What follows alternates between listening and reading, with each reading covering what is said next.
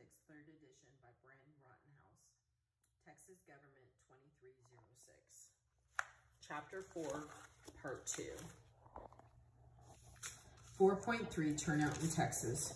Turnout shapes election outcomes and determines which groups' political values elected officials will represent. Yet, voter turnout in Texas is very low. See Table 4.1. In this section, we explore why turnout is low and what Texans have done to increase or repress voter turnout.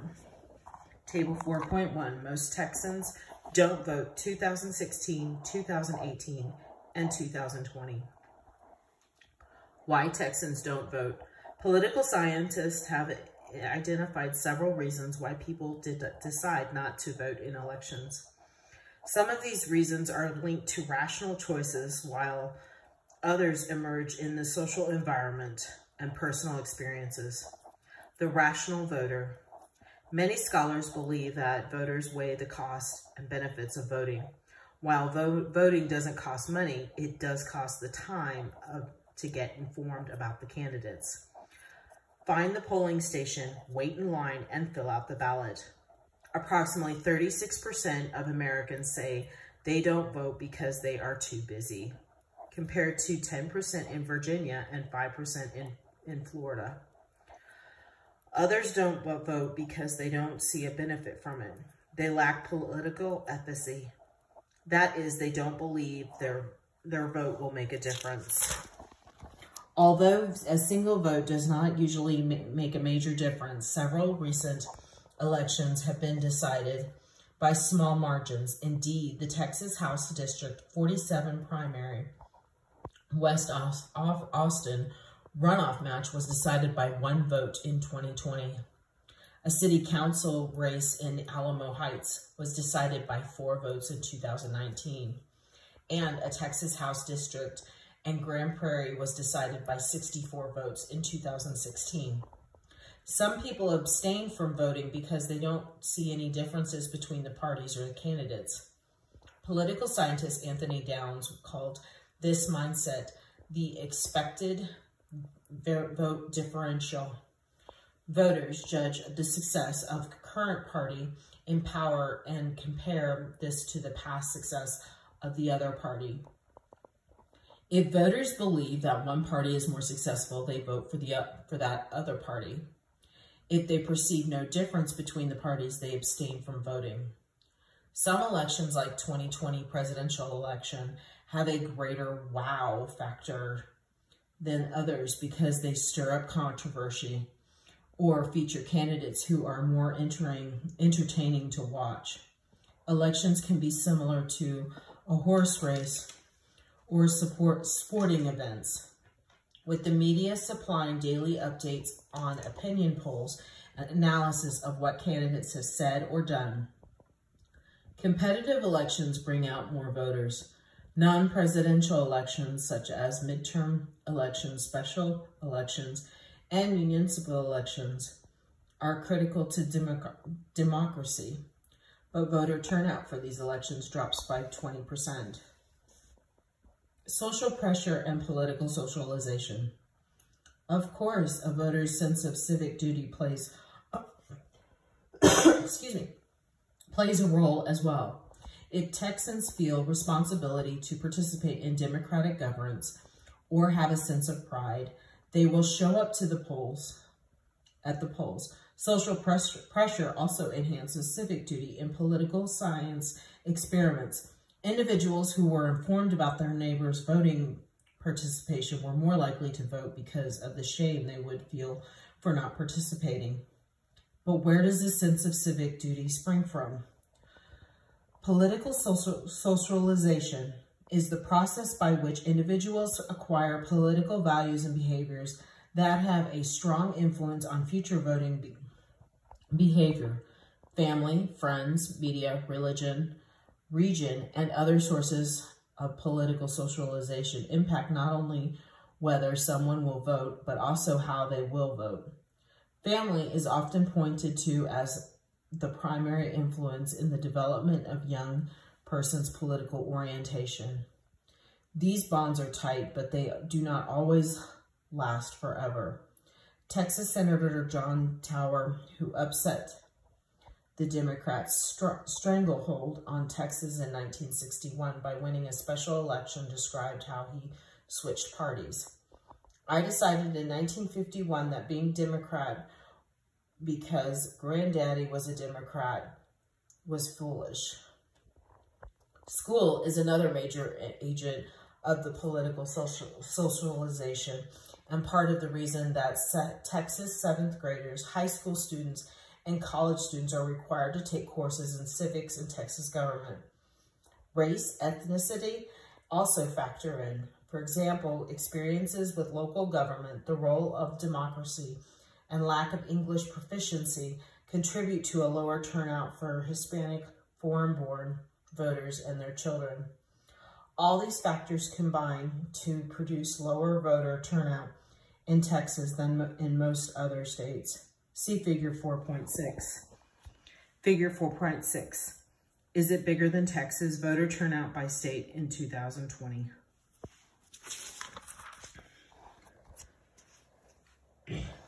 How can voter turnout be increased?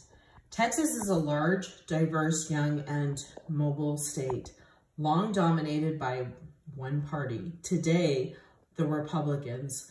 These attributes produce poor turnout among registered voters. What might be done to increase turnout? For convenience sake, voting, same-day registration, no excuse absentee voting, and statewide voting by mail has been shown to lift voter turnout between 2 and 10% in states that initiate these practices. Texas does have mail-in voting, but the state limits it to disabled voters, those over 65, or Texans expecting to be out of the country during voting time frames. Counties are allowed to have drop-off locations for absentee ballots, but in 2020, Governor Abbott limited these sites to 1 per county.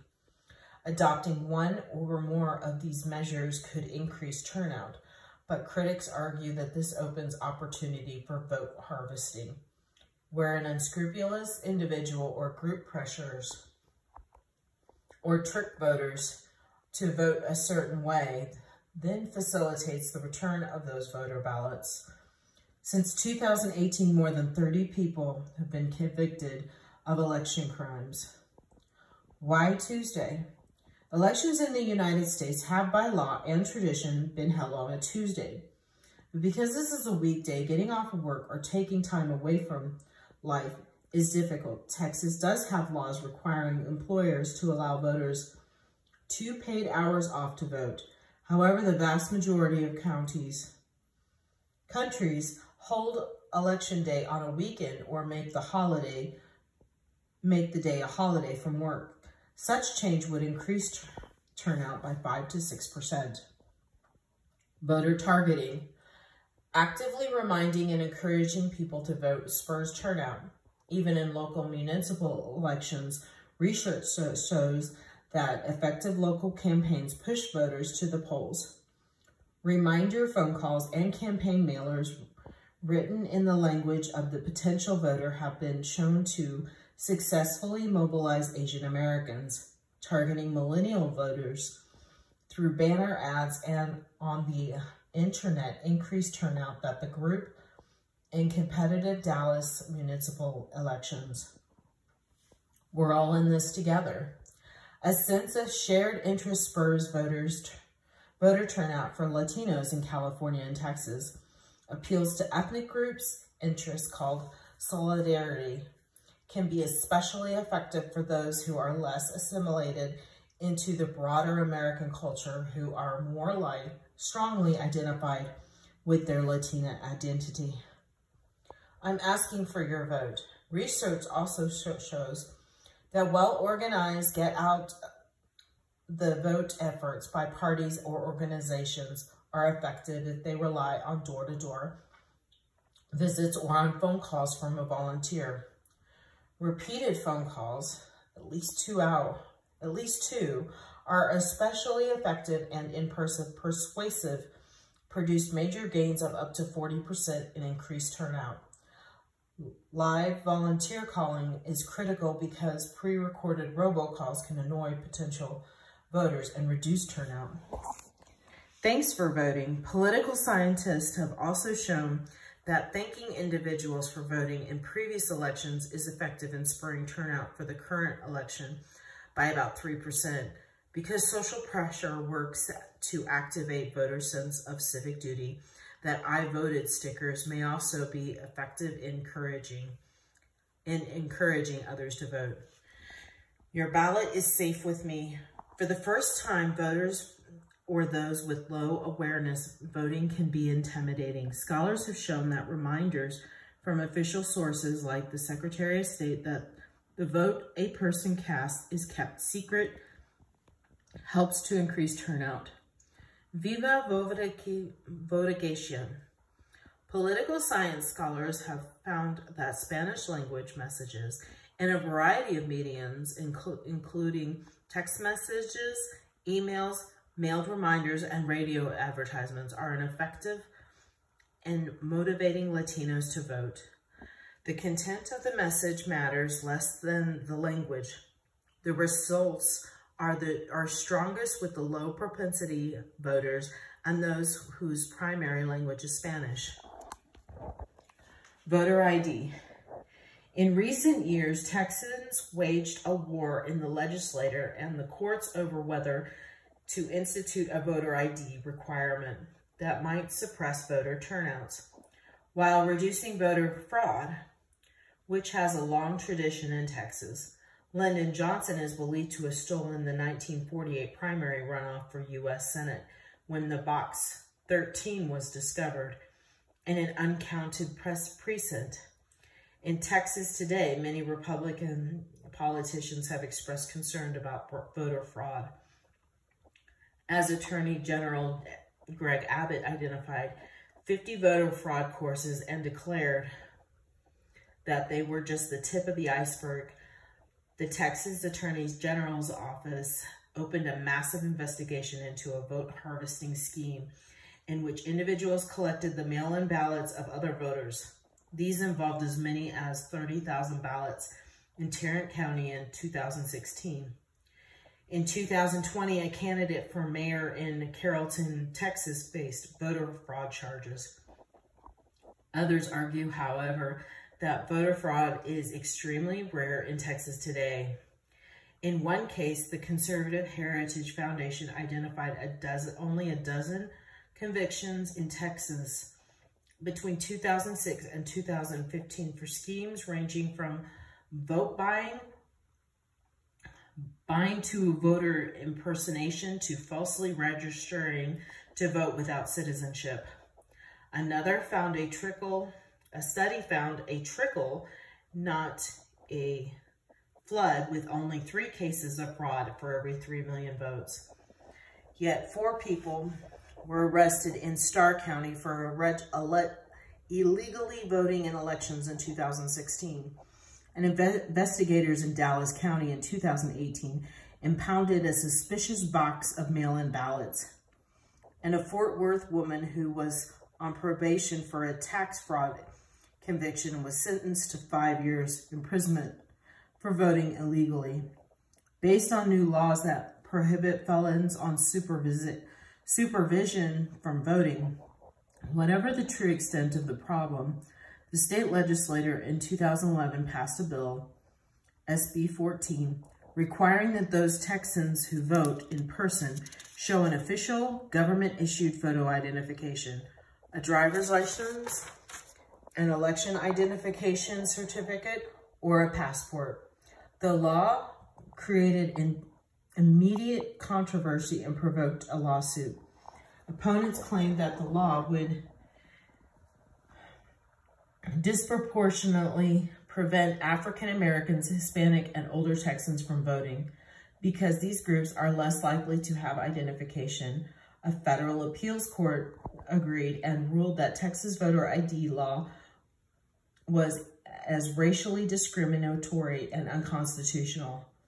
The legislators then altered the original law in 2017 to allow those without a picture identification to show they were citizens by other means, such as a utility bill, as long as they swore an affidavit that they could not reasonably obtain a photo ID. A subsequent federal appeals court in 2018 found these changes to be legal. In a dissenting opinion, however, one judge wrote that a hog in a silk waistcoat is still a hog, and that the revised law merely carries forward the discriminatory strain of its predecessor.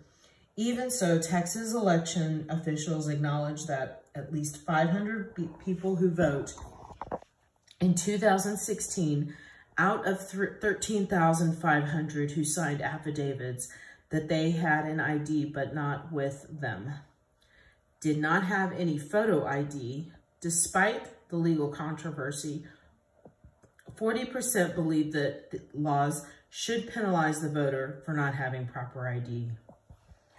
4.4, how to campaign Texas style. Before launching his 1978 gubernatorial campaign, wealthy businessman and rancher Dolph Briscoe invited a dozen political players from around the state to a South Texas ranch for a weekend of hunting and fishing. Some committed right away to Briscoe's candidacy. Others did not. Fort Worth businessman Jack Bean was one of the undecided. In the afternoon, a group, including Bean, went out to the fish on the property. About the time the group started back to the house, the Jeep suddenly quit. "Well, it's 20 miles back to the house," one of Briscoe's aides quipped with a straight face. "Do you want to sign up for Dolph or walk back?" I'll sign, painted Bean, amid much laughter. In the 1930s and 1940s, Texas politics was largely run by oil millionaires and other big rich. Today, to win a candidate needs to run a good campaign to connect with voters, in addition to securing strong backing from the political elites. In this section, where we examine successful campaign strategies. Building campaign infrastructure. Staffers are the engine that runs the machine of a campaign. Political consultants who craft strategy, a campaign manager who executes the strategy, a fundraising director who raises funds from individuals and political action committees, a field director who coordinates the voter contact program, and volunteers who walk door to door. The main goal of the campaign is to get the candidate's message out to voters. Driving the strategy are two key components: persuading independents, swing voters, and mobilizing the candidate's partisan base. Campaigns use public opinion polling to obtain information about what issues respondents support, what attributes of candidate they like, and what factors would change their vote. Image, limelight, and the media. A candidate's name identification is a benefit, as voters unfamiliar with the background of every candidate tend to pick those whose name they have heard. This one great advantage of incumbents in one campaign to stoke his name identification, Governor John Connally, 1963 to 1969, had his staff call airports in the state and have him urgently paged to make sure voters were thinking of him. Today, candidates carefully craft their image by using the media to highlight their positions, record, and biography. Candidates' actions may hurt them politically in the long run. In the 2014 governor's race, Republican supporters exploited Democratic nominee Wendy Davis' main claim to fame, a Senate filibuster. of a bill restricting abortion, to paint her as a flaming liberal. Ads derogatively referred to her as the abortion Barbie. As a result, the Davis campaign was unable to persuade swing voters that she was more than a single-issue candidate. Negative campaigning. Politics can be a blood sport of mudslinging. When progressive columnist Jim Hightower learned that conservative gubernatorial candidate Bill Clements was learning Spanish, he replied, "Oh good, now he'll be a bi-ignorant." Quips like these are plentiful in Texas, but to get real traction with voters, candidates need to create negative image of an opposing candidate that hits and sticks, a strategy called negative campaigning, which can at times backfire. During the 2014 Republican primary race for the lieutenant governor, for example, Land Commissioner and candidate Jerry Patterson leaked documents revealing that candidate Dan Patrick had spent time in mental health facility for depression and anxiety and had attempted suicide in 1984. In response, Texans rallied behind Patrick, who reported, "I have received a flood of new support and encouragement, much from those Texans who have suffered from depression or had it touch their families or loved ones." Patrick won the primary runoff election by 30%. Voters claim to dislike at negative advertising, but it often works. Why? Political scientists have shown that negative advertising does not necessarily win votes overall, but it does demobilize the electoral by decreasing political efficacy and reducing support for the candidate who is the target of negativity. The rise both of external groups who fund campaigns and of political polarization has increased the amount of negative campaigning. Courting the base. When Bill Hobby was running for lieutenant governor in the 1970s, getting votes was a non-stop shop. Up to the man in about 20 counties in Texas. The man was usually a party boss who controlled the votes of political party in local area. Hobby recalled that if the man was for you, you would get about 75% of the vote. In Fayette County, that man was Sheriff Jim Flourney, featured in The Best Little Whorehouse in Texas, who had the ladies, prostitutes, of the famous Texas Chicken Ranch addressing postcards for Hobby's election. Courting the base by whatever methods has been key to electoral success. In Texas politics today, candidates find it difficult to persuade members of the opposition party to side with them on policy matters. The electorate is too polarized to cross party boundaries. So campaigns spend more time courting those who are most likely to vote for them. The party base, this practice is especially prominent during early voting, when candidates get out the vote. Operations are designed to get friendly voters to the polls. Both parties seek ways to maintain and widen their base. The Democrats have been losing Anglo voters, especially males, while the Republicans have been losing Hispanics. Micro-targeting. Political campaigns also try to court new voters through micro-targeting to identify potential supporters online and in the real world. Your viewing, shopping, and eating habits tell campaigns much about you politically. Political marketers want to know whether you watch Fox News or read the New York Times. You shop at Neiman Marcus or hunt for bargains on eBay. Based on this type of data, campaigns can figure out how to persuade you to vote for their candidate. Online advertisers track your internet search history and browser cookies to determine your personal preferences, as well as your racial, gender, and regional characteristics. Campaigns say these online advertisers to display customized messages targeting those voters who are most likely to support their candidates. In the field of campaigns, use neighborhood demographic characteristics along with the household consumer behavior and past voting behavior to target individuals for door-to-door campaigning. Surfing national trends. National level trends drive much of the state political changes we see in Texas.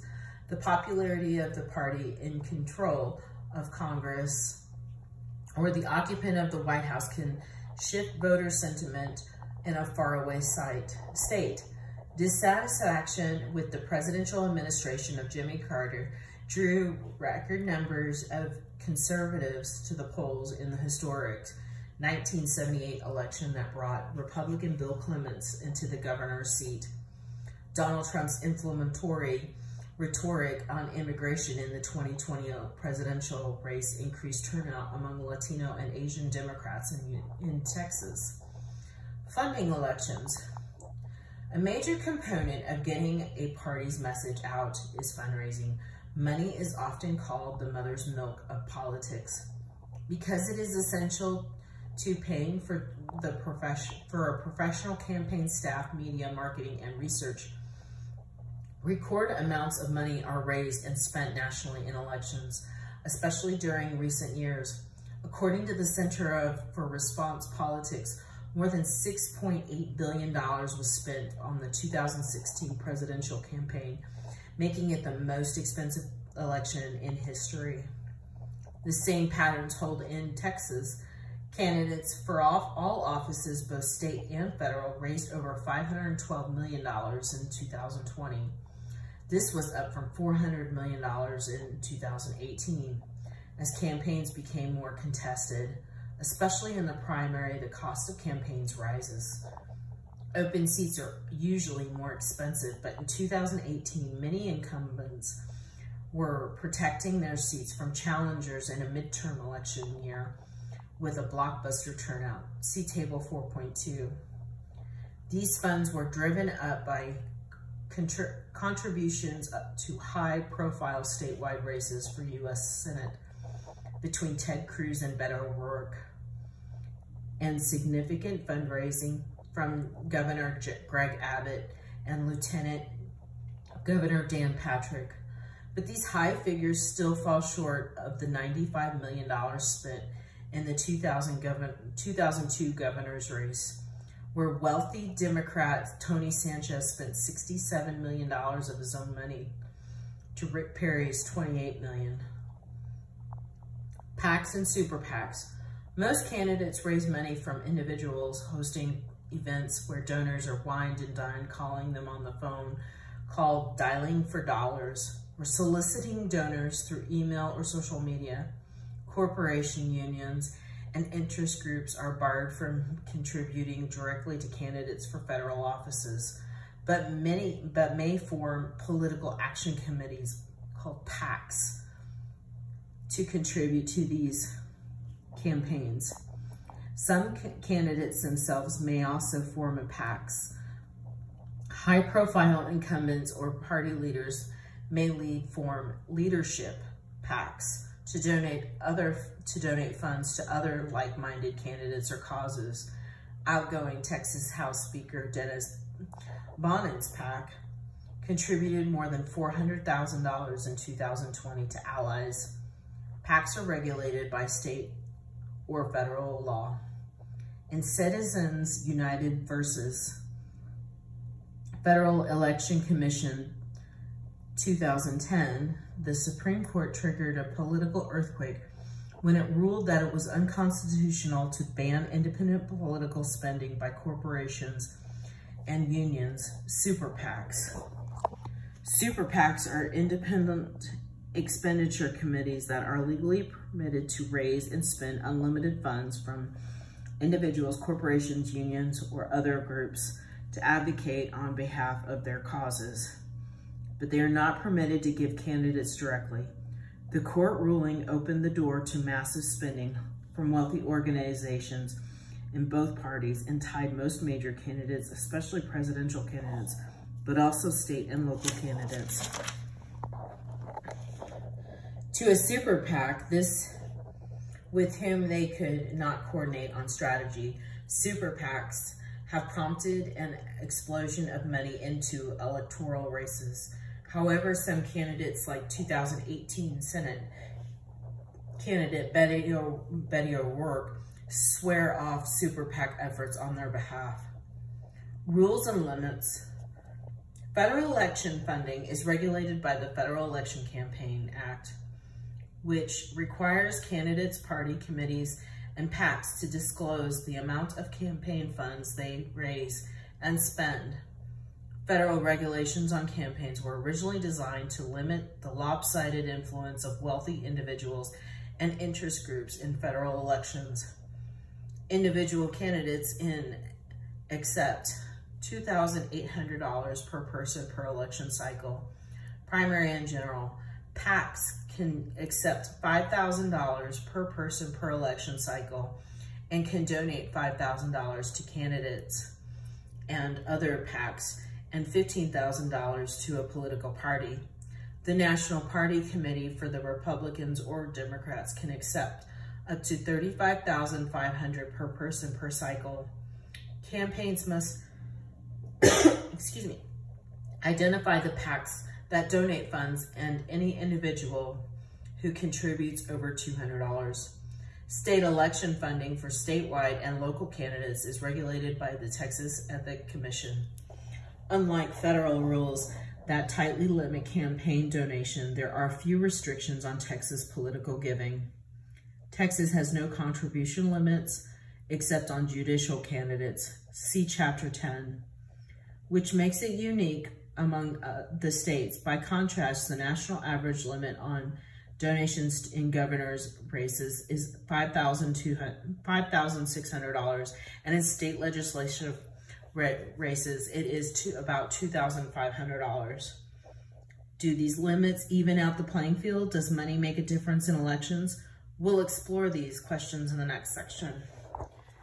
4.5, who wins and why?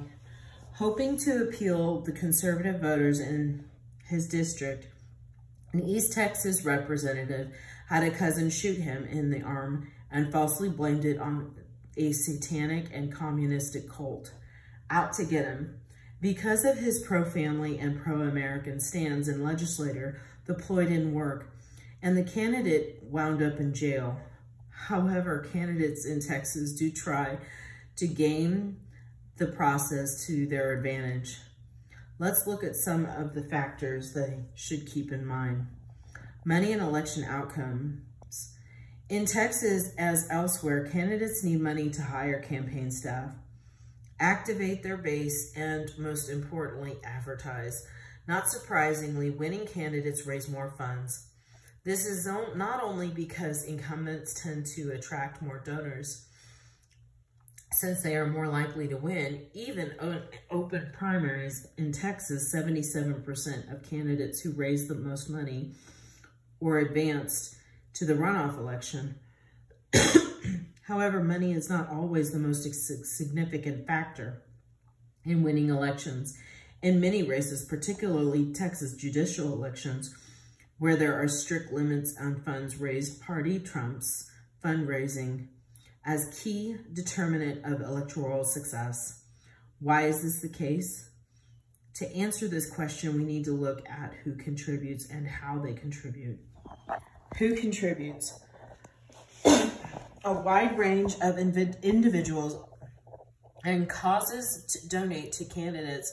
Some donors have broad ideological agendas, while others have targeted, narrow objectives. Campaign funds are often more targeted when issues of concern to a group arise.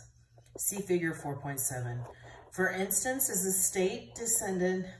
state ended a decade-long fight with the Farmers Insurance Group, which Texas contended charged too much on homeowners' insurance rates for mold damage houses. The insurance group gave $50,000 in PAC funds to then Attorney General Greg Abbott's race for governor. Critics contended that as Attorney General, Abbott gave farmers a sweetheart deal, while Abbott's office argued that the deal was fair.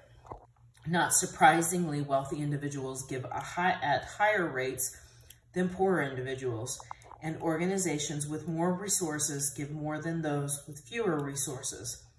Scholars surveying the top 1% of earners found that 68% of their respondents made a political contribution averaging $4,633, and that 21% had solicited or bundled contributions. The political process, according to many observers, has evolved in ways that reinforce the advantages of wealth, especially as campaigns have become more expensive to run and organizations have raised spectacular amounts of campaign money. Figure 4.7, contributions by group 2020 Texas election. Who donors give to? Some donors contribute only to candidates who align with their own economic interests or political ideologies. Several wealthy donors, such as oilman Tim Dunn of Midland and Ferris Wilkes of Cisco, who have interest in natural gas, have given tens of millions of dollars to conservative candidates in the last few election cycles.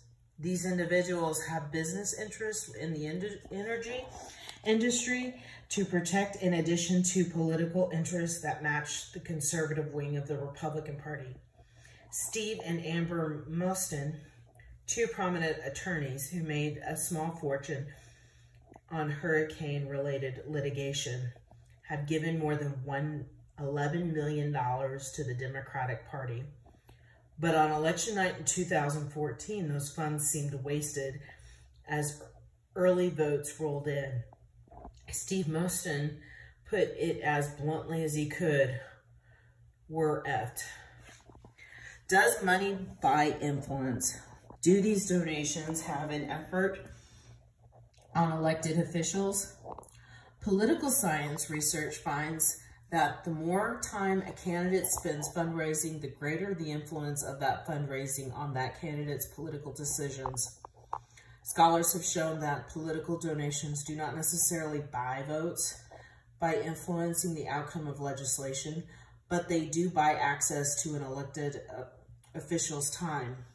Many interest groups of the PACs donate funds to multiple candidates, even in the same race, in order to hedge their bets when it comes to having access to whichever party wins. In short, a politician to whom you donate may listen to you, make your case about an issue, but may not necessarily vote your way. Parties and straight ticket voting.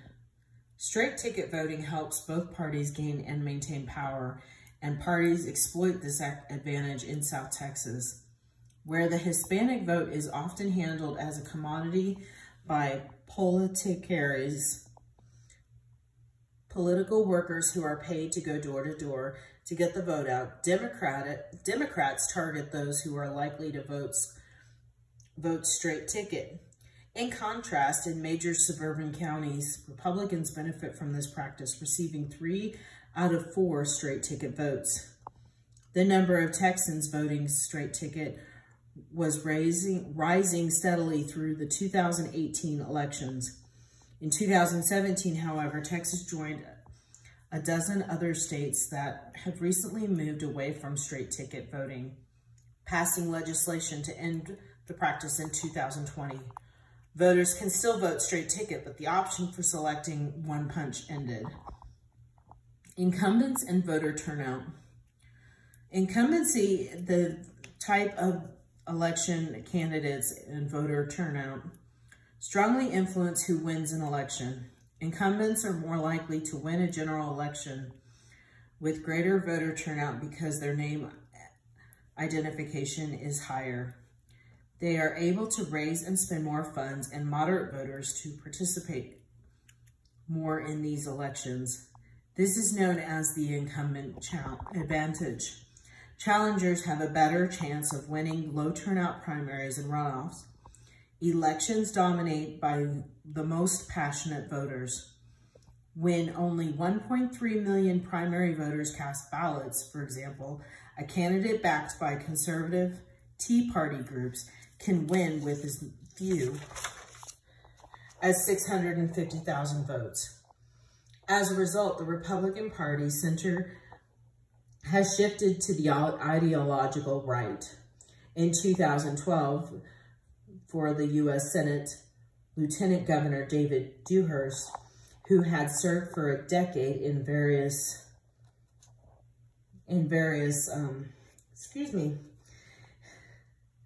statewide offices, was the favorite and received 45% of the vote in the primary.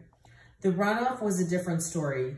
Passionate conservatives were in the mood to drop anvils on establishments folks and put their support behind Ted Cruz, a relatively obscure candidate. Cruz, who went on to win the runoff with 57% of the vote, serves in the U.S. Senate and made a bid for the presidency in 2016. The electoral system. The type of the electoral system, how votes are counted, also impacts the election outcome. Candidates who run locally are either elected from districts or at large in a county, meaning that all citizens in a county can vote in the election. Federal court decisions in the early 1970s required Texas cities to have city council districts instead of at-large races because at-large districts dilute the power of the minority voters. Single-member districts, which are smaller, improve minority representation, as we will see in later chapters. Will Texas turn blue? The prospect of increasing voter turnout among low turnout groups, as well as the growth of the Hispanic population, have prompted many to wonder whether Texas could turn from a solid Republican red state to a Democratic blue, or at least to a state with a more robust two-party system. Texas is already a majority-minority state. If the trend continues, Hispanic and Anglos will each account for around 40% of the state's population within the next decade. With more voter registration and robust turnout, Hispanics who are not monolithic group, but lean Democratic, could tilt the state Democratic blue, swing constituencies in massive urban areas and growing suburbs like college and educated voters and women who are supporting Democrats, whereas some of these votes would have gone to the Republicans in the past. Republicans are nervous about these trends. The challenges we face in Texas are very real, says the party's state chairman. National attention, especially fundraising, will aid Democrats in challenging and beating Republicans in more races. There are several reasons to doubt this claim. However, first, while the Hispanic share of the voters in gubernatorial elections rose from 11% to 1990 to 17% in 2010 to 26% in 2018, and in presidential elections from 20% in 2008 to 23% in 2020. The total number of Hispanic voters is still low in comparison to Anglo voters, primarily because many Hispanics are not citizens, are too young to vote, or have not mobilized by either party. Turnout among Hispanics lags significantly behind that among Anglos. This trend will change slowly as the Hispanic vote ages and organizations emerge to turn these voters out. Second, some demographic trends favor Republicans. The Democratic Party has a larger deficit with Anglo voters than the Republicans have with the Hispanic voters. And while younger voters favor Democrats and their numbers are growing, older voters who vote Republican are more likely to vote than younger Texans. All this said, the potential for the state to change exists as the other states with increasing Hispanic populations like California, Colorado, and Virginia have transitioned from red to blue. The insider view. Elites have always had a major say in recruiting and funding political candidates. Gone are the traditional smoke-filled rooms in Texas, only to be replaced by newer hangouts for politicians like the Austin Club. Today, however, Texas is no longer ruled by party bosses or on one economic or demographic group. The road to voting rights has been long and difficult for women, African Americans, and Hispanics, with their struggle punctuated by demographic shifts, social changes, and favorable court rulings.